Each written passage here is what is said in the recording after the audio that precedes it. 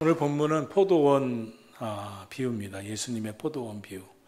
포도원 주인이 농부들에게 포도원을 맡기고 타국으로 멀리를 떠납니다.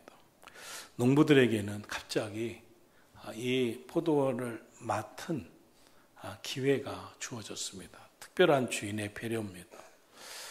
농부들이 열심히 일해서 거두는 수치를 다 갖고 주인의 것만을 인정해서 주인의 작은 몫을, 이 포도원은 주인이 있다는 것을 인정하는 마음으로 작은 몫만 돌려주는 조건으로 포도원을 맡깁니다. 그래서 때가 돼서 이 종들을 보냅니다. 소출의 얼마를 받기를 위해서. 그런데 너무 놀랍습니다. 의외의 반응이 나타납니다. 주인에게 소출을 보내기는커녕 주인이 보낸 종들을 두들겨 팹니다. 그래서 보냅니다. 주인이 아니겠지 하고 다른 종을 보냅니다. 그런데 또 때려 보냅니다. 또 다른 종을 보냅니다. 이제는 때리는 정도가 아니라 죽입니다. 그런데 이 일이 계속해서 종들을 보내는데 똑같은 일이 반복됩니다. 농부들의 태도가 바뀌질 않습니다. 주인은 최종적으로 주인의 아들을 보냈습니다. 본문에 보면 사랑하는 아들이라고 했고, 주인은 자신이 사랑하는 아들인 것을 농부들이 다 아는 만큼 자신을 생각해서 존중할 줄 알았습니다. 그동안의 관계나 서로의 입장에서 다른 종들도 아니고 주인의 아들인데 존중해 줄 알고 당연히 존중해 줄 줄 알았습니다. 자신을 생각해서. 그런데 그 아들도 죽여버렸습니다. 오늘 이 비유의 핵심에서는 이 아들, 예수님이시죠. 이 주인, 이 포도원 주인 하나님이시죠. 그리고 농부들, 당시에는 이스라엘 백성들, 유대인들, 또 대제사장이나 종교 지도자들이나 서기관들이나 이런 바리새인들이겠죠. 더 나아가 오늘 이 신약 성경 이 본문을 보는 우리에게는 바로 너희가 아니겠느냐라고 말씀하시는 것입니다. 포도원의 주인이신 하나님, 또 포도원은 당신은 이스라엘일 것이고 지금은 하나님께서 맡겨주신 사명일 것입니다. 우리가 하나님의 사명을 맡은 자로서에 대한 사명을 이야기하는 것일 겁니다. 그런데 오늘 이 비유를 보면 주인이 너무 이상합니다. 이 주인이 참 관대합니다. 이 포도원을 맡기는데 어떻게 맡기냐면 일반적으로 땅을 줄 때, 논밭을 줄 때 그냥 잡초무성한 상태로 줍니다.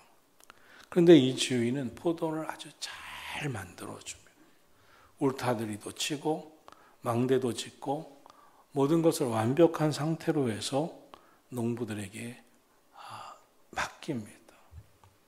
이것은 완벽한 상태로 세를 줬다고 볼 수 없게 선물을 줬다고 할 정도입니다.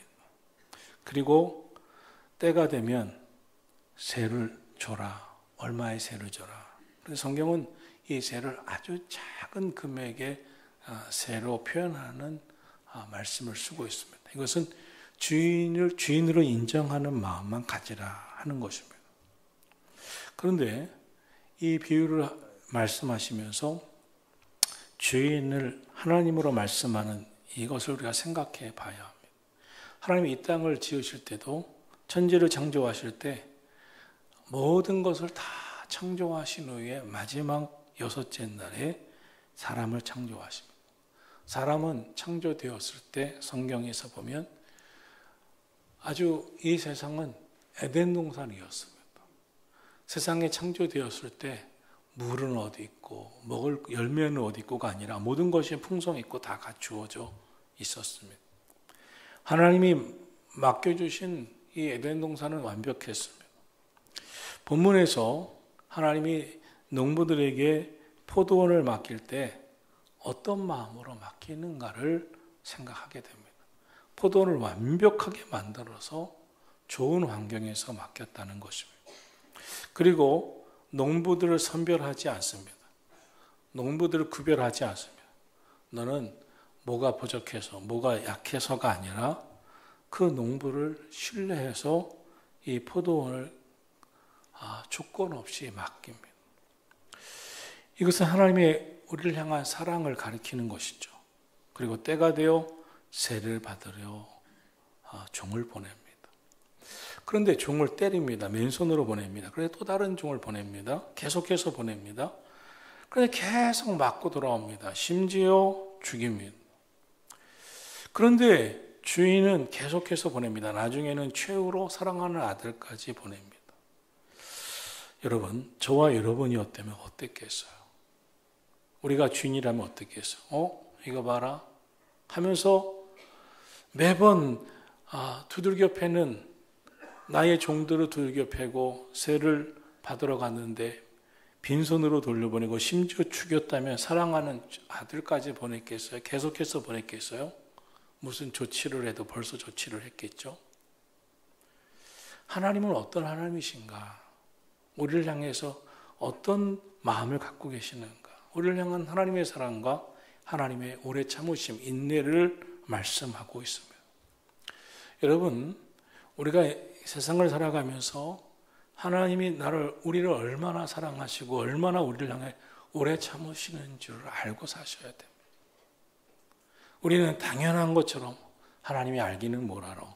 하나님이 그런 생각을 하긴 뭐래 라고 생각하고 있다면 착각입니다. 하나님은 우리를 정말 사랑하시고 우리를 향해서 너무나 오래 참고 계시다는 것을 아셔야 합니다. 농부는 누굽니까? 이 포도원을 맡긴 농부. 포도원에 어떻게 보면 맡겼으니까 자기가 주인이 아니까 농부는 이제 청직이죠. 유대인들일 것이고 종교지도자들일 것이지만 오늘 믿음으로 택함받아 하나님의 사명을 맡긴 우리들일 수 있습니다. 근데 이 농부들의 모습이 이기적인 게 너무 그지없습니다. 주인이 포도원을 새로 주었는데 얼마 동안 감사한 마음이 있었을지 모르겠지만 이제부터 곧 이 포도원을 자기가 차지하려고 생각하는 마음이 그득합니다. 감사하는 마음 사라졌습니다. 정말 고생하며 살다가 완벽한 모든 것 갖춘 포도원을 주어서 마음껏 수익을 누리게 하는데 그 아주 작은 얼마간의 주인의 것을 수출을 드려야 되는 것을 이걸 원치 않는 거예요. 그 소출이 많아서가 아니고 적어서도 아니고 이건 내 거라는 것이죠. 내 거 의식인 것이죠. 그러면서 세를 받으러 오는 종들을 때립니다. 거저 보냅니다. 자기들의 마음을 표현한 거죠. 이제 우리 거야. 우리가 이랬잖아. 인 것이죠. 심지어 죽입니다. 우리가 이 세상을 살아가면서 하나님께서 우리에게 위임해 주시고 맡겨주신 게 너무나 많습니다. 병원에 가면 수많은 사람들이 아파합니다. 암에 걸려 위기를 겪는 사람들도 있고 각종 질병에 정말 고통받는 사람들도 있습니다. 병을 들고 나면 이 건강도 내게 아니었음을 압니다. 생명도 내게 아니었음을 압니다. 이 세상에 살면서 잃어버리고 나면 이것이 내 것이 아니었음을 알게 됩니다. 이것이 사랑으로 맡겨주었던 것이구나. 사랑으로 맡겨주셨던 것들을 어떻게 내가 마음을 쓰고 행동했었어야 하는 것을 그제서야 깨닫습니다. 우리가 지금 사명을 감당할 때도 마찬가지입니다. 저는 이제 목사로 살면서 제가 이제 지금은 그런 마음이 일도 없지만 전에 교회나 또 여러 가지 일로 피곤할 때 힘들어 이런 말을 한 적도 있었습니다. 얼마나 잘못된 것인지 후회하고 회개도 했습니다. 하나님의 사명을 맡겨주신 것이 내가 언제까지 맡겠습니까? 이제 얼마 안 남았지 않습니까?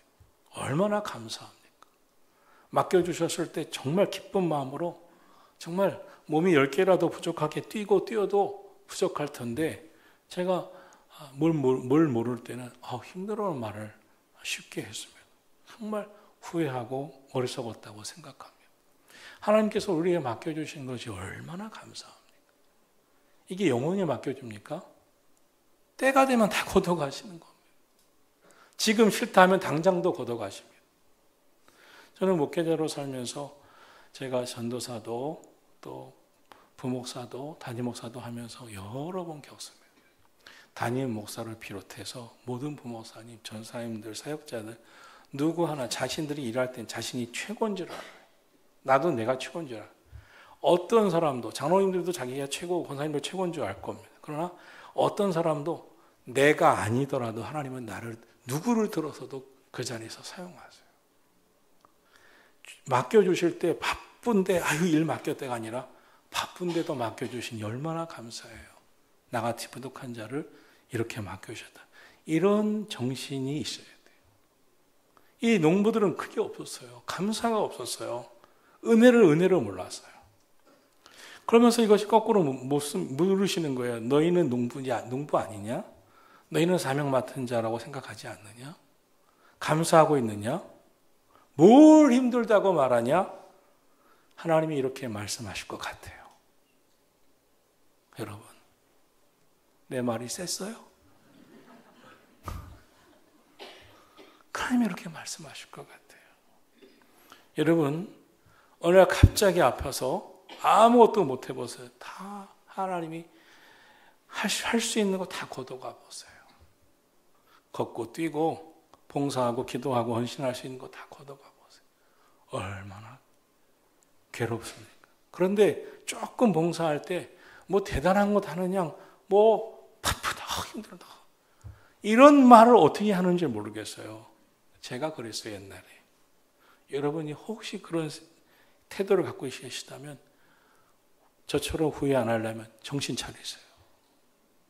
감사하고 기뻐하고 오늘도 사명을 맡겨주심에 제가 뭘 할 게 있나요? 여러분 왜 안 맡길까요? 맡길 때마다 불편했으니까. 싫어하고 맡기고 바쁘다 그러니까.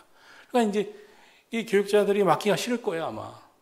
그런 사람이 벌써 됐으면 빨리 그동안 죄송했다고 내가 이제는 기쁘게 하겠다고 하실 줄 알아셔야 돼요.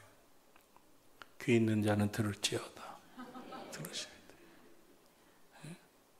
이제는 맡기기도 싫으신 분들도 이 자리에 있을 것 같아요. 손 들어보세요. 날 거라고.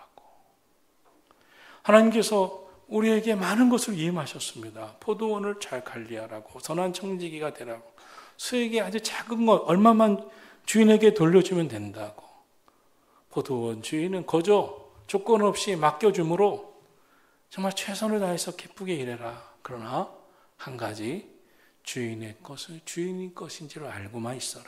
은혜를 잊지 말아라. 감사만 마음속에 잊지 말아라. 하나님의 은혜를 감사하는 마음을 잊지 말아라 하는 것입니다. 인간은 하나님이 거저 맡겨주신 포도원을 하나님께서 거저 맡겨주신 사명을 맡아서 오늘 살고 있습니다. 저는요, 어느 날 마음을 고쳐먹었습니다. 70 은퇴할 때까지 정말 몸이 닳도록 열심히 하다가 70에 시원섭섭하게 은퇴하고 싶은 거예요. 섭섭한 건 더 못하니까 섭섭하겠지만 시원한 건 열심히 했다. 그런 마음이 됐으면 좋겠어요. 그리고 정말 좋은 관계를 맺을 수 있는, 좋은 마음을 가질 수 있는 후임 목사님을 세우고 정말 멋있는 원로 목사님이 되고 싶어요. 멋있는.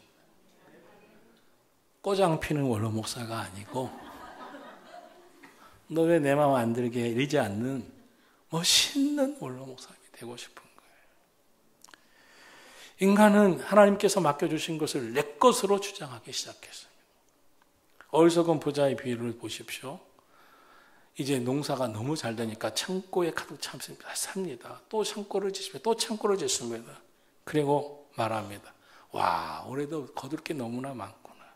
또 쌓아놓고 이제 마음껏 즐기자. 그때 하나님이 그럼 내 생명을 내가 거두어 가리라. 지금 하신 거예요.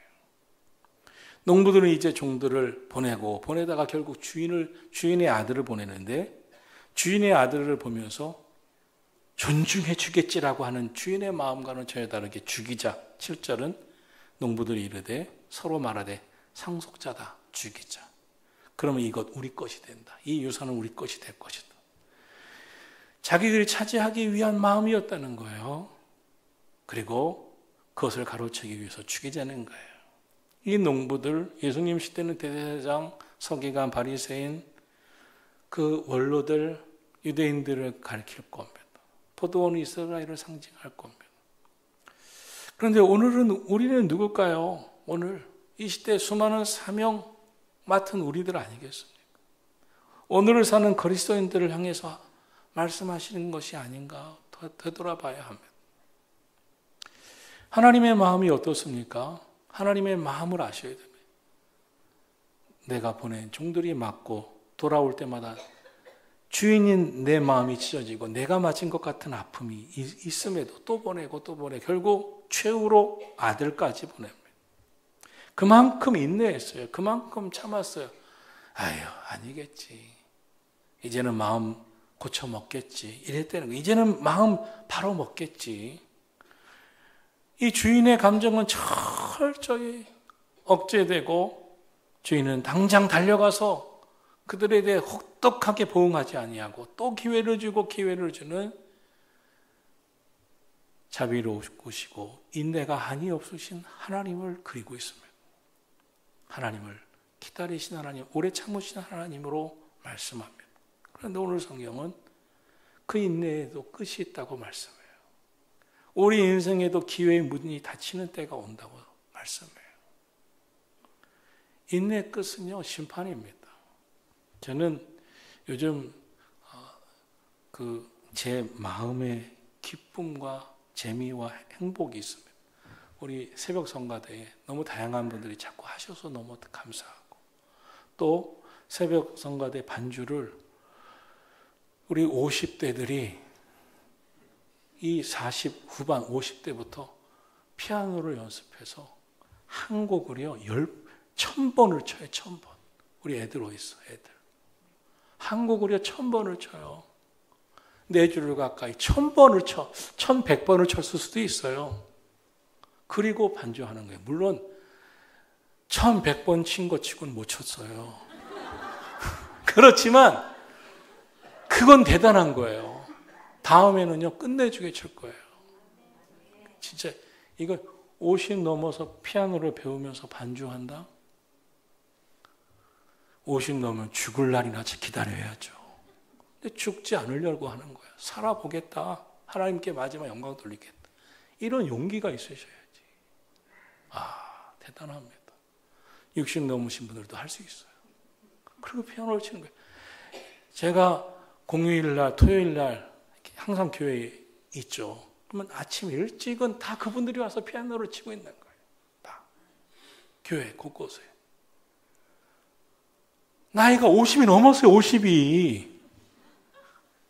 이게 보통 나이예요. 근데 그 아침부터 똑같은 거를 그렇게 또 치고. 그래야 되는 거예요. 그래야 되는 겁니다. 그래야 되는 거예요. 그래야. 얘들아, 100번, 1000번, 10,000번 쳐야 된다. 우리 애들이 왜 못 치냐? 1000번을 못 치니까 오늘까지도 찬송가도 못 치고 넘어간 거예요. 이분들은요, 인내, 끈기 하나는 너무 기뻐요. 저는 우리 교회에 모든 교인들한테 너무 감사한 것은 그런 분들이 계속 나온다는 거예요. 그런 분들이. 말이 시니어 중창단이지 지금 75세가 되어 정말 입에는 이게 하는 게 이게 쉬운 겁니까? 이게 대단한 거예요, 이거요. 이렇게 살아야 됩니다, 이렇게. 에휴, 이 나이에. 어떤 분들은 이래요. 연세가 어떻게 돼? 벌써 40이에요. 그런데요, 죽을 날만 기다려야죠. 야, 40이 죽을 날 기다리면 75세는 언제 죽어야 돼? 내일 아침에 죽어야 돼. 여러분, 그러시면 안 돼요. 무언가 하려고, 주님을 위해서 하려고, 내 남은 시간 하려고 기회의 문이 닫히는 날이 오지. 하나님의 인내에도 끝이 오지. 하나님이 나를 향해 참으시지만 끝이 오지. 아직 기회 있을 때 사명 다해야지, 섬겨야지, 주의 일 해야지. 그 중에 가장 멋진 것은 뭐냐면요, 안 해본 것도 해보셔야 돼요. 안 하는 거. 그 중에 하나가 찬양돼요. 그래서 제가 이렇게 새벽마다 찬양대 이렇게 보면서 오늘도 몇 명 더 늘었네. 오늘은 36명이 됐네, 38명이 됐네. 그 숫자를 세는 쏠쏠한 재미가 있어요. 그게 얼마나 감사하고 기뻐요. 오늘도 그 세공원 집사님 찬양을, 제가 이건 정확한지 모르지만 전에보다 지금은 완전히 달라서, 전에는 완전히 아마추어였으면 지금 프로가 됐어요. 너무 잘해요. 너무 감사해요. 진짜예요. 마음의 감동이 그 수준이 달라요. 전에도 은혜 받았지만 지금은 감동까지 되잖아요. 갈수록 신앙이, 열심히, 섬김이 깊어져야죠. 오늘 이 아들은 누굽니까? 예수님입니다. 하나님의 사랑하는 아들. 주인의 바람은 내 아들은 공경하리라는 것이었습니다. 6절은 주인의 마음, 하나님의 마음을 전합니다. 이제 한 사람이 남았으니 곧 그가 사랑하는 아들이라. 최후로 이를 보내며 이르되 내 아들은 존대하리라. 주인의 바람과는 전혀 다르게 농부들은 상속자니까 죽이자, 그거 차지하자, 우리가 이렇게 말하면, 물론 주인도 아들을 보내면서 종들을 대하는 태도를 통해 아들을 죽일 거라는 생각을 안 하진 않았을 겁니다. 종들을 때려 죽였으니 내 아들도 그렇게 할 수도 있을 거라고 생각했을 것입니다. 그런데 주인이 그 아들을 보내요. 최후로 그 아들까지 보내. 이것은 무엇입니까? 내가 끝까지 사랑할 것이다. 끝까지 기회를 줄 것이다. 끝까지 사랑하고 기회를 줄 것이다는 것이죠. 최후로 아들을 보냈다는 것은 최후의 사랑을 던진 겁니다. 끝까지 사랑하겠다고 던진 겁니다. 근데 그걸 죽여요. 죽이겠다 그래요. 이 비유를 예수님이 하시는 것은 무엇입니까? 하나님의 사랑이 이렇다는 거예요. 하나님의 마음이 이렇다는 거예요. 예수님이 이 비유를 지금 말씀하시는 것은 십자가에 달리기 시기 이틀 전에 하신 말씀입니다. 예수님이 십자가에 달리기 이틀 전에 이 비유를 말씀하시는 것은 무엇이냐면 당신이 십자가에서 죽으실 것을 알고 계셨다는 거예요. 그런데 예수님 말씀하십니다. 여러분, 십자가를 달려 죽으실 줄 알고 예수님이 이 말씀을 하실 때 마음이 어땠을까요? 겟세마네 동산에서 예수님이 이 잔을 내게서 옮겨 주옵소서, 제발, 그런 나의 원대로 마옵시고 아버지의 뜻대로 되기를 원합니다 할 때 막 땀방울이 흘렸다 그러고 땀방울이 핏방울 되도록 흘렸다고 하는 정도의 기도를 드렸다고 하는 것은 무엇을 의미합니까? 예수님도 너무 고통스러웠다는 것이죠. 아이들이 엄마가 매를 들으면 싹싹 핍니다. 왜 싹싹 필까요? 지난번에 맞아보니까 꽤 아팠거든요. 매 아프던데 또 맞으면 안 되지. 싹싹 핍니다. 왜 사람들이 고난을 싫어하고 피하고 괴로워할까요? 지난번에 고난 당할 때 너무 힘들었거든요. 고난은 괴롭다는 걸 알거든요.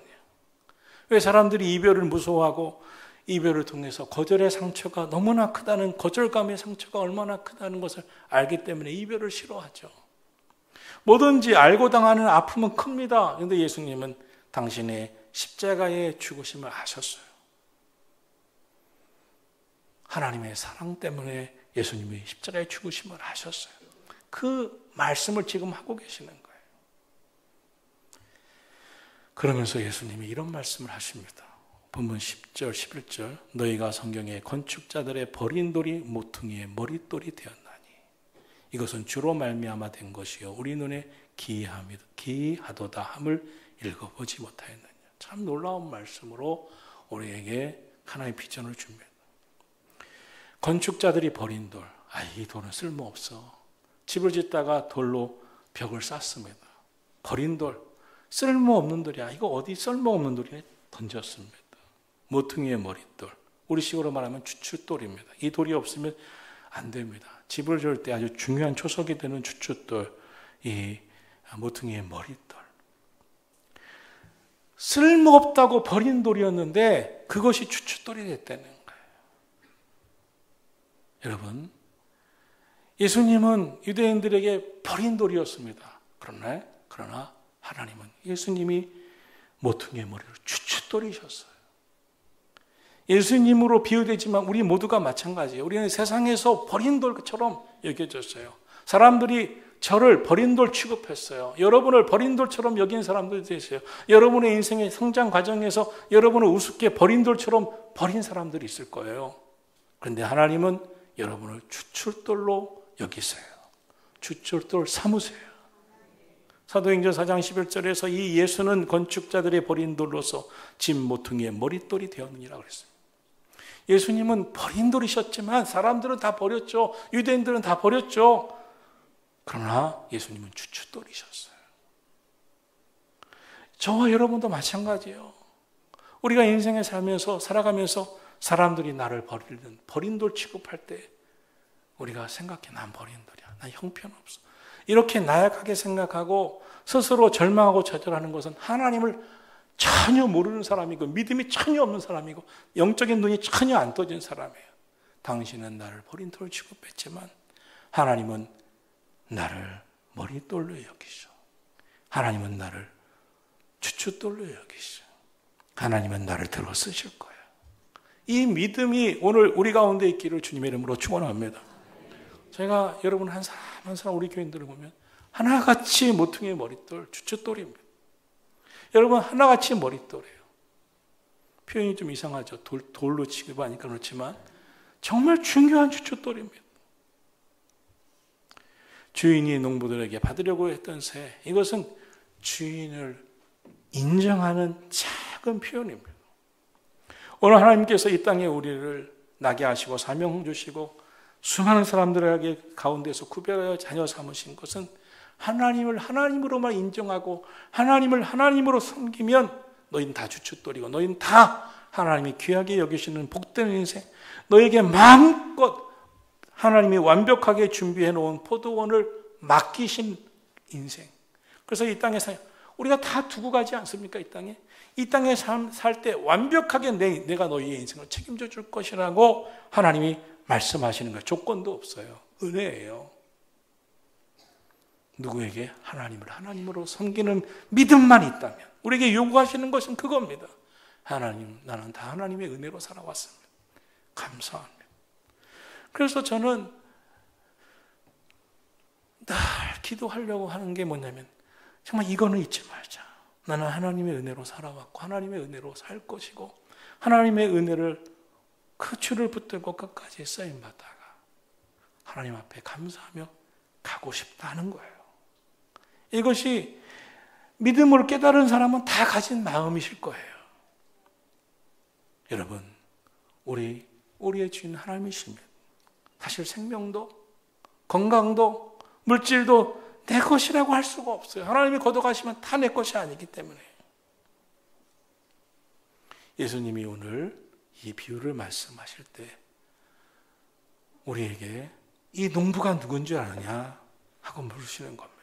하나님이 이제 내가 하나님을 하나님으로 감사하고 나에게 맡겨주신 농부, 이 포도원, 이 기쁨의 포도원 사명 잘 감당하는 청지기 농부의 역할을 잘 감당하면서 감사하면서 지금도 오래 참으시면서 기회 주시는 하나님 앞에 거저 주신 조건 없이 베푸신 은혜를 알고 감사하면서